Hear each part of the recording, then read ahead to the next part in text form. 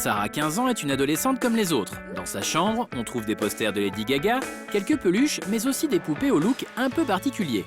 C'est Draculaura, c'est ma poupée préférée. J'adore sa tenue. Elle est vraiment trop belle avec ses petits nœuds roses. Si Sarah joue encore à la poupée malgré son âge, c'est parce que pour elle, ces nouveaux modèles renouvellent le genre. Il y a des fois, il y a de la tristesse, il y a de la joie, il y a toutes les humeurs qu'il y a. Ça montre bien l'époque adolescente, alors que la Barbie, c'est petite fille de 5 ans, quoi. Et elle n'est pas la seule à avoir adopté ces créatures. Mireille, sa maman, partage la même passion. Moi, la première fois que j'ai vu ces poupées, j'ai craqué tout de suite parce que je les ai trouvées très belles. C'est pas fade, c'est pas triste, c'est coloré, c'est différent. Leur passion pour ces poupées a pris une telle ampleur que la mère et la fille ont presque toute la collection. Plus de 40 modèles, dont certaines font froid dans le dos. L'avantage de ces poupées aussi, c'est que c'est pas une poupée lambda, Madame Tout-le-Monde. Cette poupée dont Mireille parle, vous la connaissez tous puisqu'elle fait partie de nos vies depuis plus de 50 ans déjà. Avec plus d'1 milliard d'exemplaires écoulés à travers le monde, la poupée blonde aux courbes parfaites a longtemps été la reine dans le cœur des petites filles, mais aujourd'hui, son règne est contesté par une nouvelle génération de poupées. Mini-jupe, maquillage, cheveux colorés ou encore accessoires sexy, ces poupées effrayantes débarquent dans les chambres de nos enfants. Une tendance qui est loin de faire l'unanimité. Vulgaire par rapport à ce qu'on pouvait trouver avant. Trop maquillée. Elle a des lèvres très pulpeuses, un peu trop osées peut-être, voilà. Je la trouve moche, c'est pas ce que j'offrirais à ma fille si j'en avais une. Pourtant, chers parents, vous n'avez pas fini d'en voir de toutes les couleurs. Depuis un an, ces nouvelles poupées inondent les rayons et dans ce magasin de jouets, à l'approche des fêtes, il s'en écoule 500 exemplaires chaque semaine. Un succès qui a complètement bouleversé le marché et qui fait les affaires d'Emmanuel Pigou, le directeur du magasin. Quand j'en vends une, je vends 2 poupées comme celle-ci. Ces 2 poupées affichent en moyenne le même prix, soit 25 € l'unité. Alors qu'est-ce qui fait la différence auprès des petites filles? Cette poupée-ci, elle était avant gardée jusqu'à 8, 9, 10 ans. Maintenant, la petite fille peut la prendre dès 4 ans. Par contre, elle va beaucoup plus vite l'abandonner, environ vers 6 ans, 6 ans et demi. Et à ce moment-là, il y a une concurrence qui apparaît, c'est ce type de poupée, et c'est elle qui prend la suite. Les Monster High sont apparus aux États-Unis il y a seulement 2 ans, mais elles ont déjà révolutionné le monde de la poupée.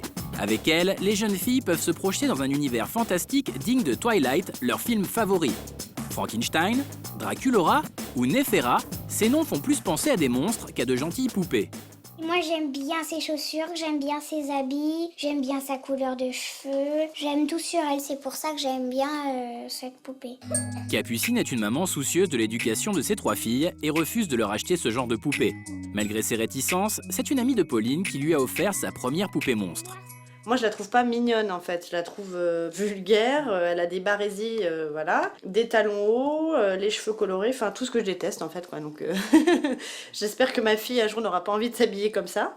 Si cette maman est inquiète, c'est parce que pour elle, cette poupée dégage une mauvaise image de la femme.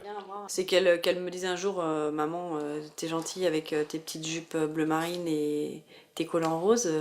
J'ai envie de changer de tenue et maintenant je voudrais m'habiller comme ça. Oui, là, effectivement, là, je commencerai à prendre peur. J'ai envie qu'elle reste petite fille le plus longtemps possible. Ces nouvelles poupées sont-elles vraiment si dangereuses? Christine Barrois, pédopsychiatre, pense qu'au contraire, elles permettent aux petites filles de s'évader tout en leur montrant une image de la femme beaucoup moins lisse. Dans sa manière d'être habillée, elle est effectivement beaucoup plus sexy, beaucoup moins classique. Et en même temps, elle dégage quelque chose de l'imaginaire. Elle pourrait être une déesse égyptienne ou elle pourrait... Voilà. Donc j'ai l'impression qu'on peut faire 2 choses avec cette poupée-là, c'est-à-dire à la fois jouer avec une poupée mannequin et à la fois se projeter dans un imaginaire qui pourrait être une légende ou de l'ordre du conte de fées.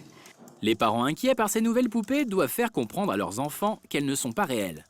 Les conseils à donner aux parents, ce serait d'abord d'expliquer qu'une poupée comme celle-là n'existe pas dans la vraie vie, que c'est parfaitement une fiction, qu'on n'a pas les cheveux verts, on n'est pas maquillé comme ça, ni habillé comme ça dans la rue.